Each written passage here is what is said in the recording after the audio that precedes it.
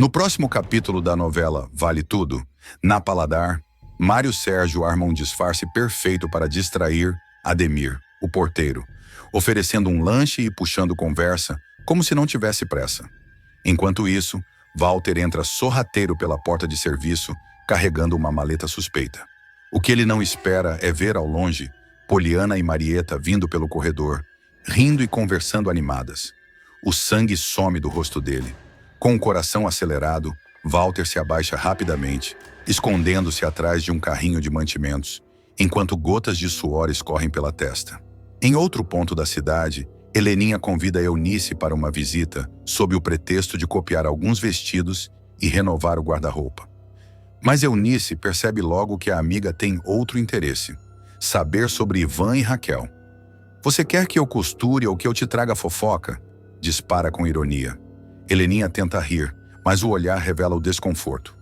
Antes de continuar, clique no botão de gostei, se inscreva no canal e comente uma nota de 0 a 10 para a novela.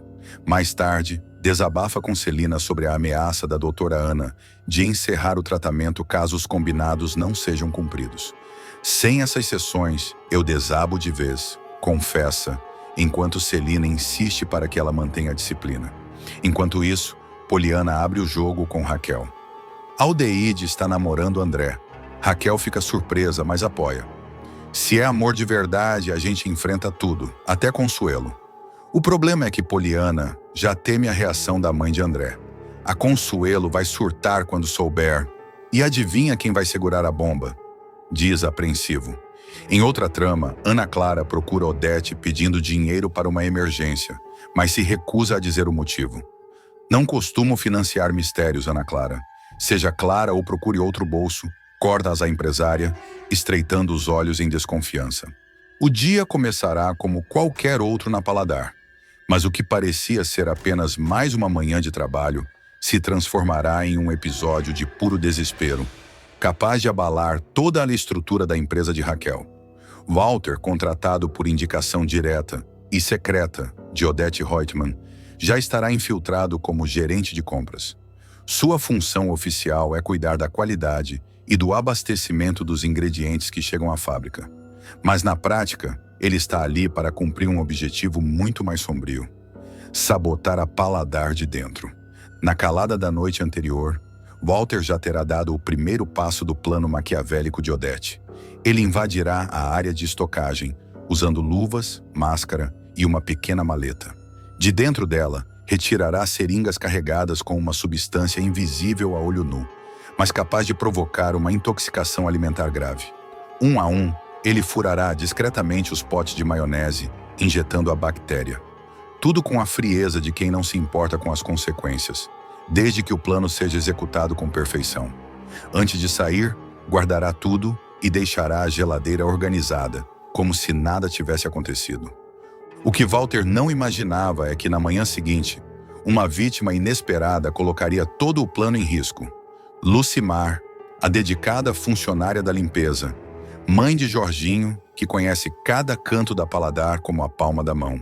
Sempre pontual, ela chegará antes da maioria da equipe, ainda com o uniforme simples e o cabelo preso num coque apressado. Ao entrar na cozinha para buscar água, abrirá a geladeira e verá os potes de maionese, ainda frescos, com a cremosidade convidativa. "Ai, meu Deus, só um pouquinho não vai fazer mal, né?" murmurará para si mesma, olhando para os lados para ter certeza de que ninguém está por perto. Com um garfo, abrirá um dos potes e levará uma generosa porção à boca. O sabor para ela será delicioso. Que delícia! Dona Raquel capricha mesmo", dirá satisfeita, sem imaginar que está ingerindo veneno. Lucimar continuará seu café da manhã improvisado, comendo rapidamente para não ser pega. Em seguida, lavará o garfo e voltará para o trabalho, como se nada tivesse acontecido. Mas o veneno já começará a agir em seu organismo de forma silenciosa. No início, o mal-estar será discreto. Enquanto varre o chão do depósito, ela sentirá um pequeno embrulho no estômago, tentando ignorar. Mas à medida que os minutos passarem, a tontura aumentará. Gilda, que estará arrumando uma prateleira próxima, perceberá algo errado. "Lucimar, tá tudo bem com você?" perguntará, largando o que está fazendo para se aproximar. Acho que é só uma tontura. Deve ser fraqueza, sabe? Não tomei café direito hoje, responderá Lucimar, suando frio. De repente ela levará a mão à boca e sairá correndo para o banheiro. Lá dentro, os sons de vômito ecoarão, preocupando ainda mais Gilda, que chamará reforço. Seu Bartolomeu, corre aqui que a Lucimar está passando muito mal. Bartolomeu largará os documentos na mesa e correrá. Ao empurrar a porta do banheiro, verá Lucimar apoiada na pia, pálida, com os olhos revirando. Antes que possam ajudá-la, ela desmaiará, caindo nos braços dele. O alvoroço chamará a atenção de Raquel, que descerá apressada das salas administrativas. Ao ver a funcionária desacordada, não pensará duas vezes. Gilda, pegue minha bolsa. Vamos levá-la agora para o hospital, ordenará com a voz trêmula. No caminho, dentro do carro, Lucimar começará a recobrar a consciência, mas ainda fraca e com dores intensas no estômago. Raquel tentará acalmá-la. Fica tranquila, Lucimar, já estamos chegando. Você vai ficar bem. No hospital, após exames de emergência, o diagnóstico sairá rápido. Intoxicação alimentar severa. Raquel, preocupada, perguntará: Mas o que você comeu, Lucimar, que estava tão ruim assim? Lucimar, envergonhada, abaixará o olhar. Ai, dona Raquel, eu fico até com vergonha de falar. A senhora me desculpe. É que eu cheguei na Paladar com tanta fome que acabei comendo a maionese que estava na geladeira. A revelação cairá como um raio sobre Raquel. Seu rosto mudará instantaneamente, o sangue gelando. Meu pai amado, mas então, a minha maionese está estragada. Eu vou intoxicar um monte de gente na hora do almoço. Sem perder tempo, Raquel puxará o celular da bolsa e começará a ligar para seus gerentes. Sua voz estará carregada de urgência. Escutem bem, parem tudo agora. Nenhum pote de maionese sai daí. E os que já saíram, recolham imediatamente. É questão de vida ou morte. A tensão aumentará porque parte dos produtos já terá sido distribuída para restaurantes e padarias do Rio. Raquel reunirá a sua equipe ali mesmo no hospital, delegando funções. Gilda, você liga para os clientes da Zona Sul. Bartolomeu, cuida da Zona Norte. Eu fico com o centro da cidade. Não importa como, temos que chegar antes que abram para o almoço. Enquanto cada um corre para cumprir a missão, Walter observará à distância, fingindo preocupação. Por dentro estará irritado com o acidente de Lucimar, que pode comprometer seu trabalho sujo. Para ele, o ideal seria que a sabotagem só fosse descoberta depois que dezenas de clientes passassem mal, jogando a reputação de Raquel no chão. Mas a determinação da empresária mudará o rumo do jogo. Ela entrará em contato com cada restaurante, explicando que houve um problema grave e que o produto não deve ser servido de forma alguma.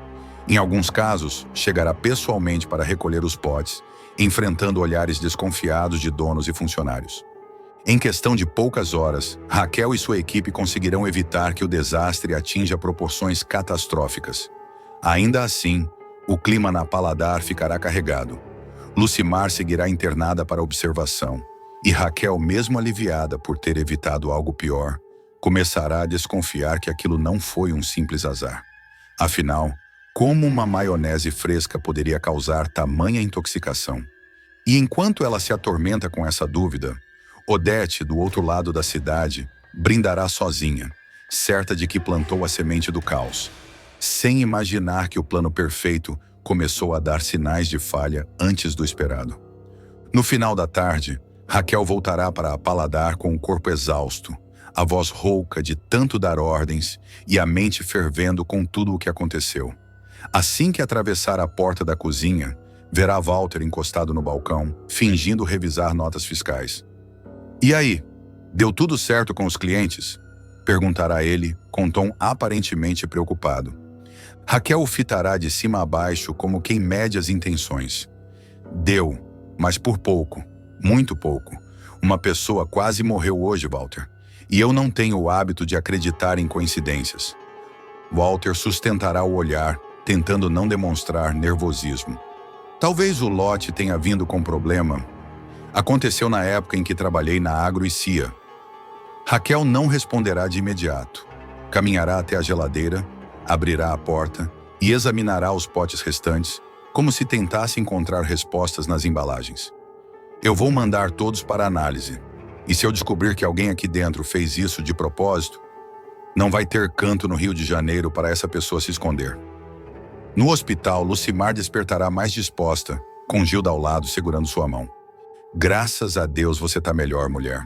Não me assusta mais assim, não, dirá a amiga emocionada. Lucimar, ainda pálida, suspirará. Eu juro que não sabia. Só queria matar a fome antes do expediente. Nunca imaginei que podia me matar também. Enquanto isso, Odete, em seu apartamento luxuoso, receberá um telefonema curto de Walter. Tivemos um imprevisto, dirá ele em voz baixa. Odete sorrirá com frieza. Então trate de resolver, meu caro. E lembre-se, acidentes de percurso fazem parte, desde que não estraguem o resultado final. Raquel, de volta ao escritório, observará a lista de entregas do dia, rabiscando nomes de fornecedores. Seus dedos tamborilarão sobre a mesa e a frase que ecoará na sua mente será a mesma que ela murmurará em voz alta. Se alguém acha que vai me derrubar, escolheu a adversária errada. A câmera se afastará, deixando o som do telefone tocar e o rosto de Raquel endurecer, preparando o terreno para o próximo embate.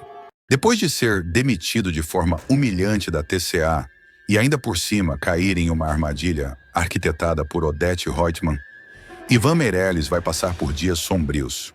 Acusado injustamente de corrupção dentro da empresa, ele será levado preso em uma cena que chocará seus colegas de trabalho e abalará a alta sociedade carioca. Sozinho, desacreditado e com o nome manchado, o rapaz verá sua vida virar de cabeça para baixo. Mas é justamente da dor que surgirá sua força. Ao sair da cadeia, com a ajuda do advogado fornecido por Raquel Ascioli, Ivan retomará o fôlego e decidirá recomeçar. É neste momento que o ex-marido de Heleninha dará uma guinada surpreendente. Ele investirá todas as economias que ainda restam e montará sua própria empresa de turismo, batizada de Mundo para Todos. Uma agência voltada para o público popular, com pacotes acessíveis e condições de pagamento diferenciadas. Uma ideia ousada, mas com potencial enorme de crescimento. Em uma das cenas mais emocionantes, Ivan levará Raquel até a frente de um ponto comercial modesto, ainda fechado, com as janelas empoeiradas. O bairro é simples, mas movimentado. Carros passam, ônibus param e o comércio ao redor ferve de gente. É ali, naquela portinha, que eu tô querendo abrir a minha agência. Mundo para Todos, dirá Ivan, com um sorriso no rosto, apontando para a fachada desgastada. Raquel, emocionada, o interromperá. Mas eu não tô vendo portinha nenhuma, não. Eu tô vendo um sonho maravilhoso se tornando realidade. Vai dar certo, meu amor. Os dois se abraçam e Ivan explica a ela os detalhes do negócio. O dono desse ponto tá cansado, quer se aposentar, os filhos não querem continuar. Eu fiz um estudo da área, conversei com comerciantes, olhei o fluxo de gente. Tem tudo para dar certo. Uma agência popular de viagens, com pacotes acessíveis, financiamentos próprios e atendimento humanizado. É um negócio rentável, Raquel. Você ainda vai se orgulhar muito de mim. Ela sorri com ternura. Mas eu já me orgulho, Ivan. Sempre me orgulhei. O casal se beija, selando o início de uma nova jornada. Enquanto isso, do outro lado da cidade, Odete Reutemann, ao saber da ousadia de Ivan, reage com desprezo. Uma agência de fundo de quintal, de pacotes populares, ele acha mesmo que pode competir com a TCA? Francamente, dirá a vilã, com uma taça de champanhe na mão e um olhar venenoso. Mas por trás do deboche, o incômodo é real. Odete começará a investigar o negócio do ex-genro e, ao perceber que a Mundo para Todos começa a crescer, ficará possessa. Isso não vai ficar assim. Se ele pensa que pode me desafiar, está muito enganado. Nos episódios seguintes, acompanharemos a montagem da agência. Ivan pintará as paredes ao lado de Raquel, instalará placas, comprará computadores usados e contratará 2 ex-colegas da TCA que também haviam sido descartados por Odete. A agência começará de forma modesta, atendendo clientes do bairro, vendendo passagens de ônibus interestadual, pacotes promocionais para o Nordeste e excursões para idosos. Aos poucos, a clientela aumentará. Boca a boca, as redes sociais, depoimentos de clientes satisfeitos. Tudo fará com que o nome Mundo para Todos comece a ecoar por todo o Rio de Janeiro. Se ele quer brincar de empresário, eu vou mostrar como o mercado funciona. Preparem um pacote agressivo. Quero derrubar os preços. Vamos engolir esse verme. A TCA lançará uma campanha milionária em resposta, com outdoors, comerciais em horário nobre e promoções imperdíveis. Mas Ivan não se intimidará. Em vez de contra-atacar com marketing, ele responderá com sensibilidade e inteligência emocional. Criará uma campanha simples, mas tocante. Viagem é direito, não luxo. Clientes humildes, famílias inteiras, jovens sonhadores e até ex-motoristas de aplicativo começarão a buscar a agência de Ivan. A fila para atendimento dobrará a esquina. A agência, que era uma portinha, ganhará uma segunda unidade. Depois, uma terceira. Logo estará presente em 3 estados brasileiros. Odete, cada vez mais furiosa, exigirá relatórios diários sobre o crescimento da empresa rival. Os números que antes pareciam insignificantes começarão a assustar. Ele está crescendo, isso é inadmissível. Descubram quem são os investidores por trás dessa empresa. Ninguém cresce tanto assim sem um padrinho forte. Mas a verdade é que Ivan está crescendo por mérito. Ele vai organizar feiras de turismo popular, fechar parcerias com cooperativas e até com prefeituras do interior. Terá um programa de fidelidade para clientes da terceira idade e um clube de vantagens para famílias de baixa renda. O modelo de negócio dele é inovador, eficiente e humano. E isso Odete jamais vai compreender. Os bancos não vão facilitar. As operadoras de turismo tradicionais tentarão boicotar os pacotes da Mundo para Todos.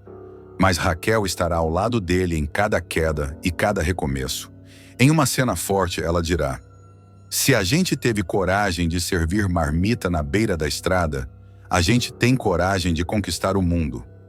Odete, sem conseguir frear o crescimento da agência, recorrerá a métodos escusos. Pagará um jornalista para publicar denúncias falsas contra Ivan. Tentarão dizer que ele está lavando dinheiro. Usarão o passado dele na TCA como arma. Mas Ivan reunirá provas, processará os caluniadores e dará uma entrevista ao vivo na televisão. Eu fui vítima de uma armação, mas não abaixei a cabeça. Minha agência nasceu para servir a quem sempre foi esquecido por esse mercado elitista. E ninguém vai me parar. O vídeo viralizará. Ivan será convidado para palestras, congressos e até programas de auditório. Sua história de superação inspirará outros empreendedores. E como um troco do destino, a TCA começará a perder espaço. Alguns diretores vão sugerir mudanças radicais. Odete, rígida e orgulhosa, não aceitará. Eu não vou transformar a TCA em uma agência de excursão de pobre. Prefiro fechar as portas. Mas a pressão dos acionistas será grande, e as comparações entre Ivan e Odete começarão a aparecer na imprensa. A Megera usará sua influência política e empresarial para tentar sufocar a agência de Ivan. Mandará fiscais à sede da Mundo para Todos, tentará caçar os alvarás, denunciará a Receita Federal, moverá processos administrativos com base em denúncias falsas. Mas Ivan, prevenido, terá tudo em ordem. Ela pode ter dinheiro, mas eu tenho dignidade, e é isso que vai me manter de pé, dirá ele ao lado de Raquel. Mesmo assim, a pressão será forte. Em uma das cenas mais dramáticas, Ivan receberá uma notificação de despejo do imóvel onde funciona sua primeira agência. Ao investigar, descobrirá que o novo proprietário do prédio é uma empresa de fachada, ligada à TCA. Odete comprou o imóvel só para tirá-lo de lá. Mas Ivan reagirá.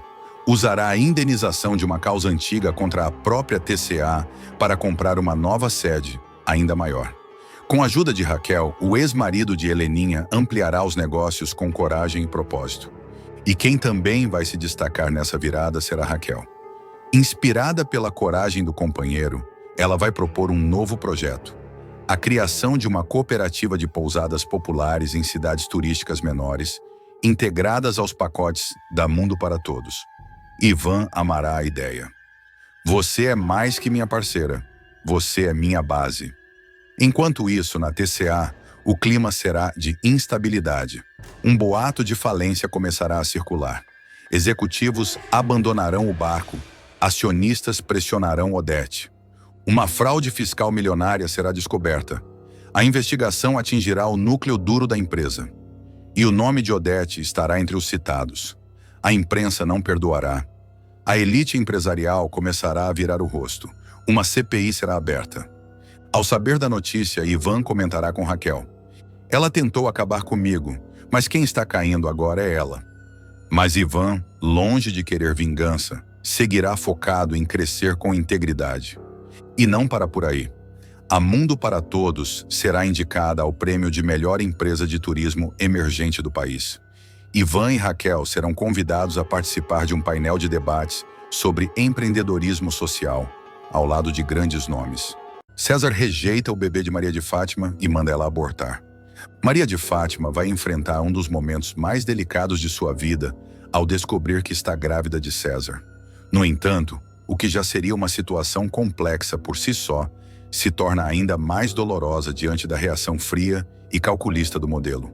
Quando finalmente toma coragem para contar sobre a gravidez, Fátima se depara com um muro de insensibilidade.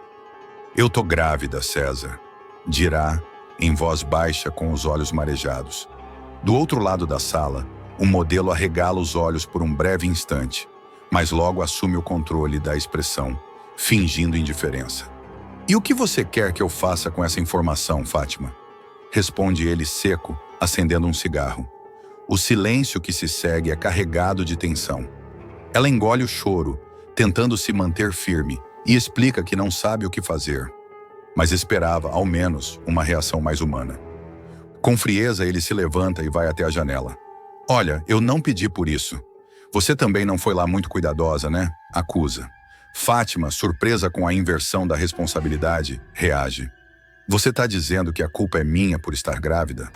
César suspira fundo, visivelmente impaciente, e dispara. "Tô dizendo que não é meu sonho de vida ter um filho agora. E para ser bem sincero, talvez fosse melhor você resolver isso. Interromper essa gravidez." O impacto daquelas palavras atinge Fátima em cheio. Ela leva a mão ao ventre instintivamente, como se tentasse proteger a criança que carrega. "Você tá me mandando abortar?", pergunta num fio de voz. César não recua. "Tô sugerindo só, a escolha é sua. Mas se depender de mim, esse problema não vai ser meu." A frieza é tanta que Fátima sente o estômago embrulhar. Ainda assim, ela tenta manter a postura. "Eu esperava outra coisa de você. Pensei que, apesar de tudo, você teria um mínimo de responsabilidade. Mas você é um covarde", diz, tentando sair da sala com alguma dignidade. Só que César, irônico, ainda a provoca mais. "Ah, claro! Quer que eu diga, vamos, meu amor, viver num quarto e sala com esse bebê? Cresce, Fátima." Ela não responde. Apenas vai embora com lágrimas escorrendo pelo rosto. Se o desprezo de César já fere Fátima, o que vem de Celina será ainda mais perturbador. A irmã de Odete Reutemann, desconfiada do comportamento da jovem, decide confrontá-la com uma mentira calculada para arrancar a verdade. Ao receber um falso exame que comprovaria a esterilidade de Afonso, Celina vê a oportunidade perfeita para destruir a farsa. "Você está brincando com fogo, minha querida", dirá Celina, ao surgir de surpresa no quarto de Fátima. A jovem, inicialmente, tenta manter a pose. "O que a senhora está fazendo aqui? Afonso está no trabalho." "Eu não vim ver o Afonso, vim ver você", rebate Celina com voz fria. Ela joga um envelope com o exame sobre a cama. "Aqui está a prova de que o Afonso não pode ter filhos. E sabe o que isso significa, não é?" Fátima empalidece. Tenta desviar o assunto, mas Celina insiste. "Você está grávida de outro homem e quer que eu acredite que é do meu sobrinho? Não subestime minha inteligência." A jovem ainda tenta negar. "Esse exame pode estar errado. Você não é médica." "Mas tenho médicos que assinam o que eu quiser", rebate Celina, encarando a rival com desprezo. "Agora escute bem. Ou você some da vida do Afonso, ou eu revelo tudo. E você sabe do que eu sou capaz." Fátima sente o mundo ruir. Ainda sem digerir a rejeição de César, agora tem que lidar com a ameaça de Celina, que representa uma ponte direta para o desmoronamento completo de sua vida. Mais tarde, em novo encontro com César, Fátima, mesmo machucada, volta a procurá-lo. Dessa vez em busca de algum tipo de suporte, ou ao menos uma posição definitiva. Você não sente nada mesmo? Nem curiosidade? Nem medo? Pergunta com voz embargada. Medo? Medo de quê? De uma criancinha. Eu já tenho problemas demais para lidar com mais essa dor de cabeça, responde ele, rindo de nervoso. Fátima tenta apelar para algum sentimento. É seu filho, vai nascer, queira você ou não, e um dia ele vai perguntar quem é o pai, e eu vou ter que contar que o pai dele virou as costas. Mas César se mantém irredutível. Conta o que quiser, inventa uma história bonita, fala que ele foi gerado por amor, que o pai era um herói de guerra. Me deixa fora disso. Você é um monstro, grita Fátima, e pela primeira vez César se exalta. Não me chama disso. Monstro é quem engravida achando que vai segurar homem com filho. Ela o esbofeteia. Ele apenas a encara, com raiva contida. Não me procure mais, Fátima. Essa conversa acabou. Abalada, Fátima volta para casa e se tranca no quarto. Pela primeira vez, sente um peso real pela criança que carrega. Seu orgulho a impede de demonstrar a dor abertamente, mas sozinha, chora copiosamente. Fátima é rejeitada por todos e cogita fugir sozinha. Aos poucos, Fátima se vê isolada. César desaparece de vez. Afonso some de casa, passando a noite na casa de um amigo, e não responde às mensagens dela. Quando vai até a mansão dos Reutemann, é barrada na porta. A senhora Celina disse que a dona Fátima não é mais bem-vinda, diz o mordomo constrangido. Sozinha num quarto de hotel barato, ela passa os dias chorando. A barriga começa a despontar e com ela vem a sensação de desamparo. Numa noite de chuva, sentada diante do espelho, ela se encara por longos minutos. Depois, escreve em um caderno. Se ninguém me quer, vou embora. Eu e meu filho. Vamos recomeçar longe dessa cidade podre. Mas antes de partir, Fátima resolve fazer uma última visita a Afonso. Confronto final. Fátima tenta se redimir com Afonso. Ela o encontra saindo do trabalho. Corre até ele debaixo de chuva, com os cabelos molhados e a expressão desesperada. Afonso, espera! Eu só quero que você escute. Depois disso, eu sumo da sua vida, se for o que quiser. Ele para, relutante. Fala! Fátima treme. Eu sei que errei, que fui fraca, que menti. Mas essa criança, ela é inocente. Ela não tem culpa dos nossos erros. Afonso cruza os braços frio. Você mentiu, me usou. Tudo isso para quê? Para subir na vida? Para ficar com o nome Reutemann? Não, grita ela soluçando. Eu me apaixonei de verdade por você. Eu me perdi no meio das minhas próprias mentiras. Mas eu te amei. Ainda amo. Ele desvia o olhar. Amor? Você nem sabe o que é isso. Se você não acredita em mim, tudo bem. Mas deixe eu criar esse filho em paz. Só me promete que não vai tentar tirar ele de mim. Afonso hesita, claramente dividido entre a mágoa e a compaixão. Esse filho é seu, do César, ele que assuma. Ele não vai assumir. Ele não quer. Você é o único que... Ela para, percebendo que o pedido é inútil. Ele dá as costas. Vai embora, Fátima. Grávida e sem rumo, Fátima decide seguir sozinha. Com o coração em pedaços, Fátima volta para o hotel. Passa a madrugada organizando suas poucas coisas. No bolso, o ultrassom do bebê. No rosto, nenhuma maquiagem. No coração, uma nova amargura. Você vai nascer, meu filho, e vai ter uma mãe. Só isso eu posso te prometer agora. Ela fecha a mala, sozinha, sai pela porta e desaparece na escuridão da noite, carregando o peso das escolhas, a dor da rejeição e a esperança frágil de um recomeço em meio ao caos. Aldeide enfrentará um perigo real e quase fatal. Ao decidir se aventurar em um mergulho no mar, ela acabará se afogando e protagonizará uma cena de tensão que mobilizará todos à sua volta. Seu grito por socorro cortará o sossego da praia e deixará todos em choque, inclusive André, que agirá rapidamente para salvá-la, reacendendo uma conexão intensa e inesperada entre os dois. A cena começará com um clima de descontração. Aldeide estará na praia ao lado de Poliana, Jarbas, Consuelo e André. O grupo estará reunido sob um guarda-sol, rindo e aproveitando a brisa fresca do litoral. Conversas triviais sobre a vida, o trabalho e até mesmo as relações amorosas tomarão conta do ambiente. Poliana provocará Jarbas sobre sua barriguinha saliente, enquanto André e Aldeide trocarão olhares que, mesmo discretos, já demonstram certa química. Tá um calor danado, viu? Acho que vou me refrescar ali no mar, dirá Aldeide, levantando-se e tirando a canga que cobria o maiô. Não vai muito fundo, hein? Aconselhará Consuelo em tom maternal. Pode deixar, responderá Aldeide, com um sorriso confiante. Ela caminhará pela areia quente, sentindo a temperatura subir e o vento salgado tocar seu rosto até alcançar a água. A princípio, tudo parecerá tranquilo. Aldeide mergulhará algumas vezes, deixando a água cobrir sua cabeça. Ela se sentirá revigorada, livre. No entanto, ao se afastar um pouco da margem, será surpreendida por uma corrente de retorno. A personagem que sabe nadar entrará em pânico ao perceber que está sendo arrastada para o fundo. Tentará manter a calma, mas a corrente a puxará com força. Socorro! Socorro! Gritará desesperada, agitando os braços. O grito ecoará alto o suficiente para chegar aos ouvidos de todos na areia. Consuelo será a primeira a notar. Gente, olhem ali! É a Aldeide! Exclamará, apontando para o mar. Poliana se levantará em um pulo. Minha irmã, ela está se afogando! Berrará tentando correr em direção à água. Tá doida, Poliana? Esqueceu que você não sabe nadar? Dirá Jarbas. Larga de mim, Jarbas. Eu preciso ir atrás dela. Ela vai morrer, gritará, lutando para se soltar. Não, deixe o André ir, gritará Consuelo, apontando para o rapaz, que já estará correndo em disparada rumo ao mar, sem pensar duas vezes.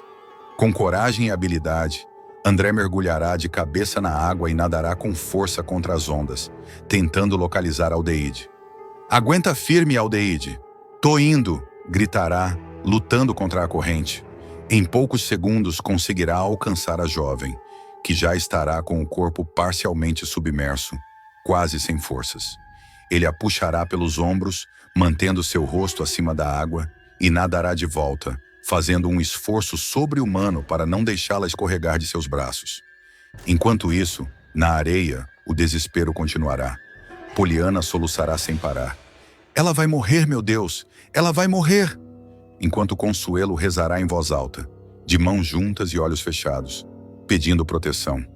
Pessoas que estavam por perto na praia se aproximarão, atraídas pela movimentação. Finalmente, André surgirá saindo da água, carregando Aldeide nos braços. Ela estará semi-inconsciente, com os lábios arroxeados e respiração irregular. A multidão abrirá espaço enquanto ele a deita cuidadosamente sobre a areia. Afastem-se! Ela precisa de espaço, ordenará Consuelo, assumindo o controle da situação. Salva a minha irmã, André! Implorará Poliana, aos prantos, segurando as mãos da irmã caída. André se ajoelhará e iniciará a respiração boca a boca, alternando com compressões no peito. Vamos, Aldeide, respira. Você consegue, sussurrará, determinado. O momento será de pura tensão. Poliana cobrirá a boca com as mãos em choque. Jarbas fechará os olhos angustiado. O barulho das ondas, antes relaxante, agora servirá de trilha para o desespero geral. Ela vai voltar, repetirá André, enquanto insiste na ressuscitação. Até que, repentinamente, Aldeide tossirá forte e cuspirá água, recuperando os sentidos. Ela abrirá os olhos devagar, ainda ofegante, com o peito subindo e descendo rapidamente. Todos à volta comemorarão. Graças a Deus! Gritará Poliana, abraçando a irmã com força. Ela tá viva! Exclamará Jarbas, aliviado. Ainda fraca, Aldeide moverá os olhos em direção a André. Ele a observará com ternura, ofegante pelo esforço físico. Os dois se olharão por longos segundos. Você salvou a minha vida, dirá Aldeide, emocionada, com a voz rouca. Um silêncio se instalará entre eles, carregado de tensão e afeto. André sorrirá levemente e acariciará de leve o cabelo molhado dela. Não podia deixar você partir assim, responderá com sinceridade. O clima ficará evidente para todos ali. Até Poliana, ainda abraçada à irmã, notará um momento de intimidade. Os rostos se aproximarão lentamente, os olhos fixos um no outro, como se o tempo tivesse parado. O beijo quase acontecerá. Poliana continuará emocionado. Você foi um herói, André. Salvou a minha irmã, afirmará. Jarbas dará um tapinha nas costas do rapaz, em sinal de respeito. Foi bonito o que você fez, moleque, dirá, com sinceridade. Mais tarde, já em casa, Aldeide repousará no sofá com uma manta sobre o corpo. Ainda um pouco fraca, será amparada por Poliana e Consuelo, que farão de tudo para deixá-la confortável. Você nos deu um baita susto, minha irmã, dirá Poliana, segurando sua mão com carinho. Eu achei que nunca mais fosse te ver com vida, completará, com os olhos marejados. Eu também achei. Por um momento senti que ia embora. Mas aí, o André apareceu, confessará Aldeide, emocionada. Foi como se ele tivesse puxado de volta minha alma. Eu vi o rosto dele quando abri os olhos. Era como se só ele existisse ali. Consuelo, que estará preparando um chá calmante na cozinha, ouvirá a fala e se preocupará com o tom da confissão. Ela já perceberá o vínculo que se formou entre André e Aldeide, e isso a deixará em alerta, temendo possíveis conflitos. No quarto ao lado, André tirará a camisa molhada do resgate e a jogará no cesto. O corpo ainda trêmulo, não apenas pelo esforço físico, mas pelas emoções conflitantes que vivenciou. Enquanto isso, Aldeide passará a se recuperar lentamente do trauma. Apesar da melhora física, seu emocional estará abalado. Passará horas em silêncio, revivendo o momento em que sentiu a vida escapar de seu corpo. E o toque de André a trazendo de volta. Ela tentará evitar o rapaz, mas não conseguirá ignorar a força do vínculo criado entre eles. Em certo momento, Aldeide e André se encontrarão casualmente no quintal da casa de Consuelo. Ele estará trocando a lâmpada do alpendre quando ela aparecer. Oi, dirá ele, tentando soar natural. Oi, responderá ela, quase sussurrando. Um silêncio desconfortável se seguirá. Eu queria te agradecer de novo. Eu não sei o que teria sido de mim se você não estivesse lá, dirá ela. André balançará a cabeça. Não precisa agradecer. Eu faria tudo outra vez, sem pensar. Os dois se olharão com intensidade. Mas antes que qualquer aproximação aconteça, serão interrompidos. Dessa vez por Poliana, que surgirá com uma bandeja de sucos. Hora do lanche! Anunciará, animado, sem perceber o clima. Afonso decide enfrentar o passado nebuloso que envolve sua esposa e a sogra. Inquieto e determinado a entender as origens da ruptura entre Fátima e Raquel, o herdeiro da TCA surge de surpresa na Paladar. Com o semblante carregado e os olhos fixos, ele pede para conversar a sós com Raquel. A empresária, embora desconfiada, o convida para entrar. Ele é direto. Eu preciso da verdade, sem meias palavras. O que aconteceu de verdade entre você e a Fátima? Raquel respira fundo. Ainda ressentida com o desprezo da filha, ela hesita por um momento, mas a sinceridade de Afonso a encoraja. Ela começa revelando que o único namorado que teve, em Foz do Iguaçu, jamais teve qualquer contato com Fátima, derrubando por completo a falsa história de abuso inventada pela filha para justificar a separação delas. Essa história que ela contou é absurda. Ele nem conheceu a Fátima. E se quiser, posso te dar o telefone dele. Você pode confirmar tudo, diz Raquel firme. Chocado, Afonso tenta esconder a dor. A empresária, então, vai mais fundo. Conta que foi Fátima quem vendeu a casa da família, às escondidas, usando uma procuração. Com o dinheiro da venda, fugiu para o Rio de Janeiro e recomeçou a vida, abandonando Raquel à própria sorte, sem um tostão. Eu precisei começar tudo do zero, sozinha. Fui humilhada, despejada. E ela? Ela apareceu em capa de revista, como se fosse uma vitoriosa, lamenta Raquel, com os olhos marejados. Afonso ouve tudo em silêncio, Mas é quando Raquel menciona a armação envolvendo Odete Reutemann que o rapaz perde o chão. Segundo Raquel, foi Fátima quem articulou a venda da parte de Celina na Paladar, criando um rombo nas finanças da empresa e levando a mãe à quase falência. Abalado, Afonso sai da Paladar atordoado. As palavras de Raquel ecoam em sua mente como marteladas. Ao chegar em casa, Fátima o recebe com o mesmo sorriso de sempre, tentando beijá-lo. Ele disfarça, afasta-se delicadamente e diz que está cansado. Mas por dentro, seu mundo já começou a ruir. Nos dias seguintes, o comportamento de Afonso muda sutilmente. Ele finge normalidade, mas passa a evitar toques, olhares e conversas mais profundas com a esposa. Começa a observá-la com outros olhos. O que antes era admiração vira suspeita. Ele instala câmeras em alguns cômodos, vasculha as gavetas dela, lê mensagens no celular enquanto Fátima toma banho. O triatleta, antes ingênuo e apaixonado, se transforma em um homem desconfiado, estratégico. Enquanto isso, Fátima segue agindo como se nada estivesse acontecendo. Posta fotos nas redes sociais, exaltando a vida perfeita, exibe presentes caros que diz ter ganhado de Afonso e continua circulando entre os influenciadores como símbolo da esposa ideal. Mas o teatro está prestes a ruir. Afonso começa a montar um dossiê com tudo que descobre: movimentações bancárias suspeitas, conversas comprometedoras, fotos com Marco Aurélio e prints de mensagens trocadas entre ela e Odete. Ele também conversa com Solange, que confirma que viu Fátima com César em diversas ocasiões após o rompimento entre os dois. A traição é iminente. A decepção total. Num jantar em família, Fátima tenta seduzir o marido usando um vestido provocante.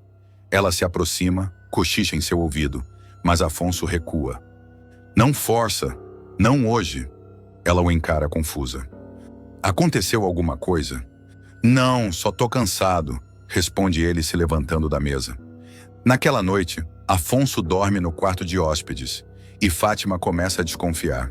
No dia seguinte, ela bisbilhota o celular do marido, mas não encontra nada. Ainda assim, algo mudou. O olhar de Afonso já não tem brilho. O beijo dele perdeu o calor. Odete Reutemann, por sua vez, percebe a tensão no casamento e tenta minimizar os danos. Ela convoca Fátima para uma conversa particular e exige que a nora mantenha as aparências. Se ele está desconfiando, mude o jogo, use a gravidez, mas mantenha o casamento, ordena a empresária. Mas Fátima começa a sentir que perdeu o controle. Para piorar, Afonso se reaproxima de Raquel. Ele a convida para um café, pergunta sobre a infância de Fátima, compara relatos e vai conectando os pontos. Ele percebe que tudo foi manipulado, desde o início. O relacionamento, a imagem, o drama. Enquanto isso, Sardinha encontra Afonso na TCA e decide abrir o jogo. Eu não devia me meter, mas você precisa saber que vi a Fátima entrando num apart-hotel com César. Não foi uma vez só. Afonso engole em seco. Aquilo era a peça que faltava. Ele volta para casa decidido a confirmar com os próprios olhos. Com a ajuda de Sardinha, arma uma escuta no carro da esposa. Dias depois, houve o suficiente para ter certeza. Fátima não apenas o traiu, como também o ridicularizou diante de César. Ele é um banana, um poço de culpa, fácil de manipular, diz a influenciadora, rindo no áudio. Afonso escuta tudo em silêncio com os olhos marejados. Mas ainda assim, escolhe não confrontá-la. Decide continuar fingindo. Quer ver até onde ela irá. O jogo muda quando ele descobre que Fátima pretende engravidar para prendê-lo ainda mais ao casamento. Ele encontra testes de fertilidade escondidos e uma conversa com uma clínica de inseminação. Afonso fica em choque. A mulher que ele amava se tornou sua maior ameaça. Afonso vai deixar de ser apenas uma vítima das armações de Fátima e passará a ser o articulador silencioso de sua queda.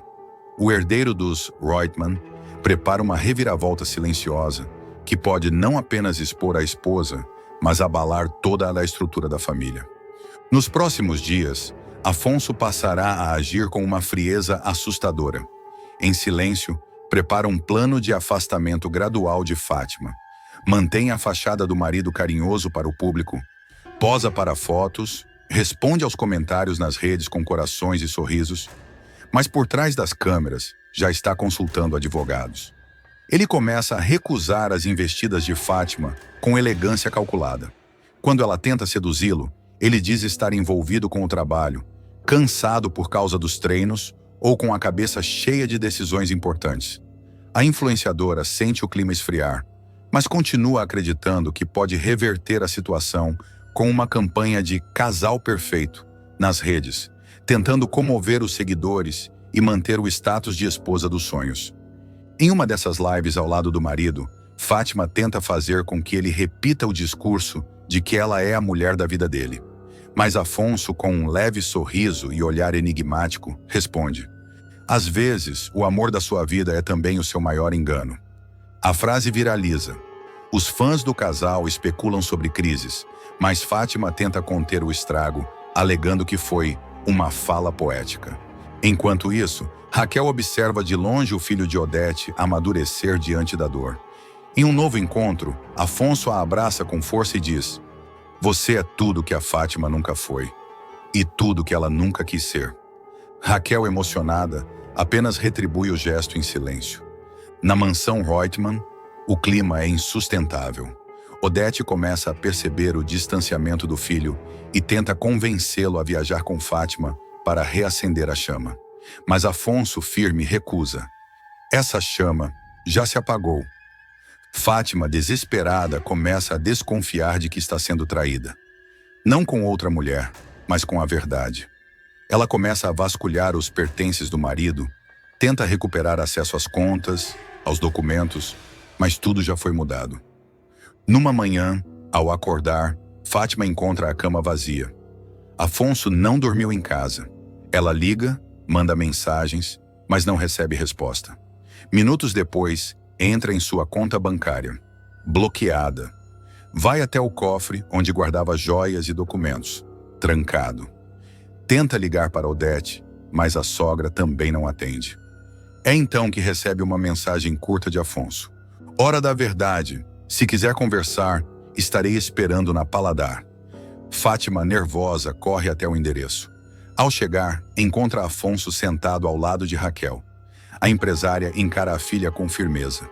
Afonso a convida a se sentar.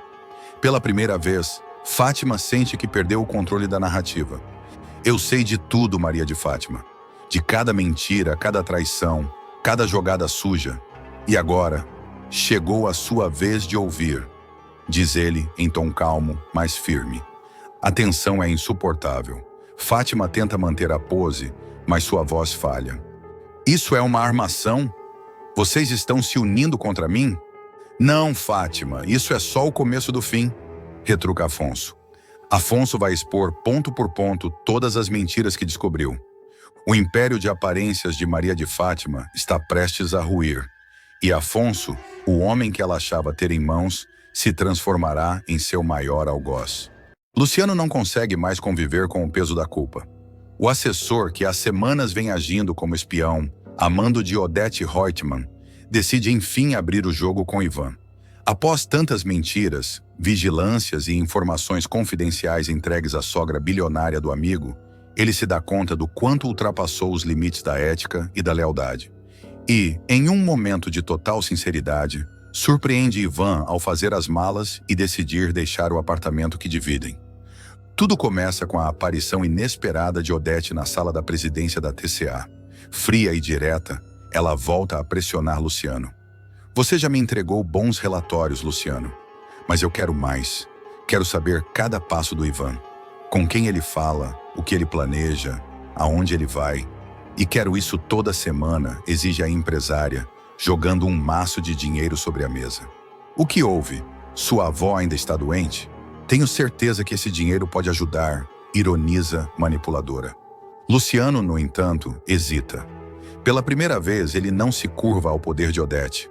A lembrança da noite em que fotografou Ivan e Raquel, jantando juntos, o assombra. Ele se recorda de como tremeu ao clicar a câmera escondida, do arrependimento imediato ao enviar os arquivos por e-mail. Ele também se lembra do telefonema seguinte. A própria Odete, rindo ao descobrir que Raquel era a dona da Fly Food, empresa que passou a fornecer os serviços de bordo da TCA após uma concorrência supostamente transparente, mas que agora ela suspeitava ter sido manipulada. A revelação feita por Luciano à megera alimentou a fúria e o desejo de vingança de Odete. A bilionária usou a informação para encurralar Ivan, ameaçando expor o envolvimento dele com Raquel e comprometer sua posição na companhia aérea. Como uma verdadeira predadora, ela o pressionava para que largasse a ex e reatasse com Heleninha, a filha frágil e instável que ela julgava poder controlar. Luciano não aguenta mais. O peso da culpa é mais forte que qualquer chantagem. Ele chega em casa no final do dia, com o rosto abatido, os olhos vermelhos. Ivan, ao vê-lo com as malas na sala, estranha. Que isso, Luciano? Vai viajar? Tá de mudança? O assessor tenta conter as emoções, mas a voz embarga. Ivan, eu tô indo embora. Eu não mereço mais dividir esse teto com você. Eu não mereço a sua amizade, diz colocando a mochila nas costas. Ivan insiste. Mas o que foi que aconteceu, rapaz? Eu fiz alguma coisa? Tá magoado comigo? É então que Luciano desaba. Muito pelo contrário, você sempre foi um irmão para mim. Mas eu fui um traidor. Fui eu que fiz aquelas fotos suas com a Raquel. Fui eu que entreguei tudo para Dona Odete. O choque de Ivan é visível. Ele empalidece, engole seco. O silêncio pesa no ar e Luciano continua. Ela me pagou. Me ofereceu dinheiro para eu descobrir se vocês estavam juntos de novo. Eu aceitei porque minha avó tá doente. Tá internada, os remédios são caros. Mas isso não justifica. Eu fui fraco. Eu destruí sua confiança. Ivan não responde de imediato. Ele caminha até a janela, olha para fora, respira fundo. Por que tá me contando isso agora? Pergunta finalmente. Luciano responde com honestidade. Porque ela me procurou de novo. Disse que queria que eu vigiasse você em tempo integral, mandasse relatórios semanais. Disse que se eu colaborasse, ela poderia pagar o tratamento completo da minha avó. Os olhos de Luciano marejam. Mas eu não aguentei. Ivan, cada dia que passava, eu me sentia mais sujo.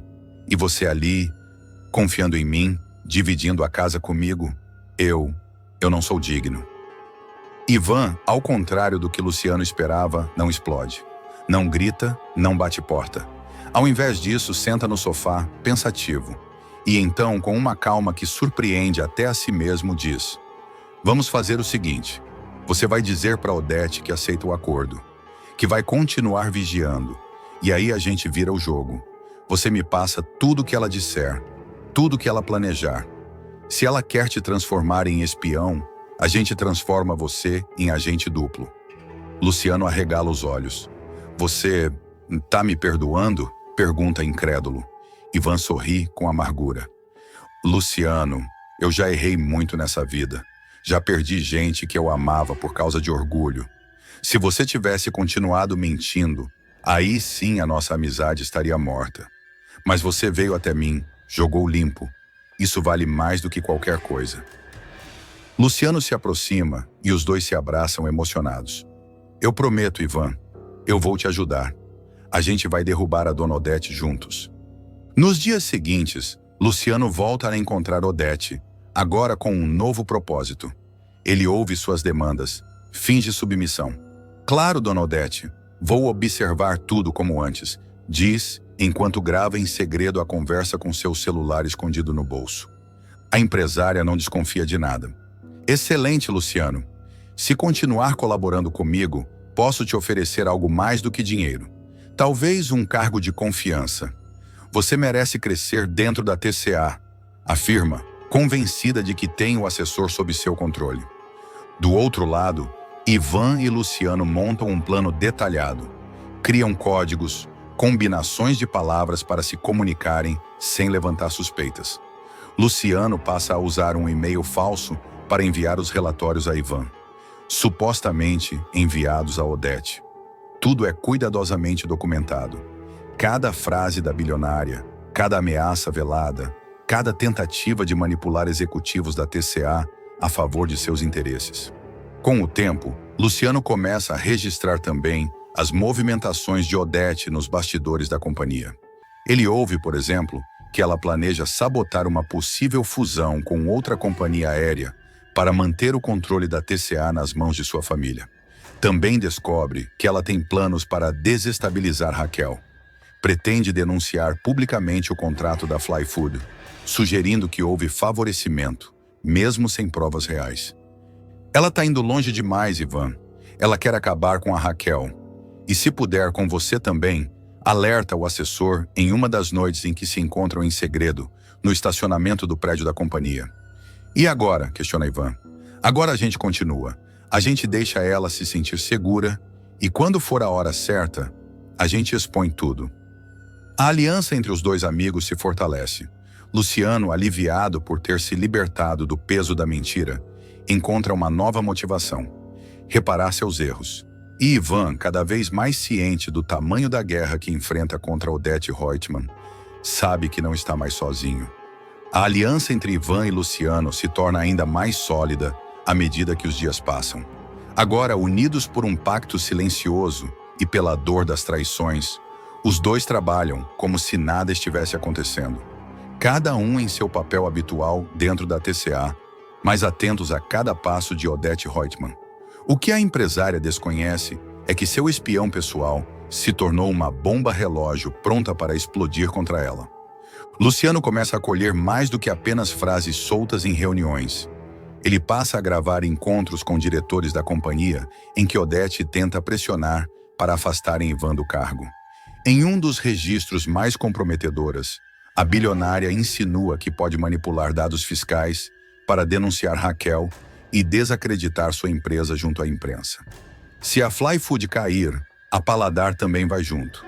Quero ver Raquel recomeçar do zero outra vez, dispara, cruel. Enquanto isso, Ivan compartilha as informações com Raquel discretamente. Eles se encontram em cafés afastados do centro, mantêm a aparência de distanciamento no trabalho, mas por trás das cortinas articulam uma verdadeira operação de defesa. Ela está jogando sujo. Se essa gravação vazar, é o fim da carreira da Odete. Mas ainda não é hora, alerta Ivan. Luciano, por sua vez, enfrenta dilemas internos. Mesmo arrependido, ainda carrega o medo de que Odete descubra sua traição. A cada novo encontro com a megera, seu estômago se revira. Mas ele sustenta a farsa, agora movido não mais pela necessidade, mas pela justiça. Em casa, a convivência entre ele e Ivan melhora a olhos vistos. A cumplicidade dos dois se fortalece, agora marcada por olhares silenciosos que dizem tudo. Certa noite, ao ver Ivan chegar cansado, Luciano prepara um jantar simples e comenta: sei que ainda tenho muito a fazer para compensar o que te causei, mas obrigado por não ter virado as costas. Ivan apenas ergue o copo e brinda. A verdade, e ao fim do reinado da Odete.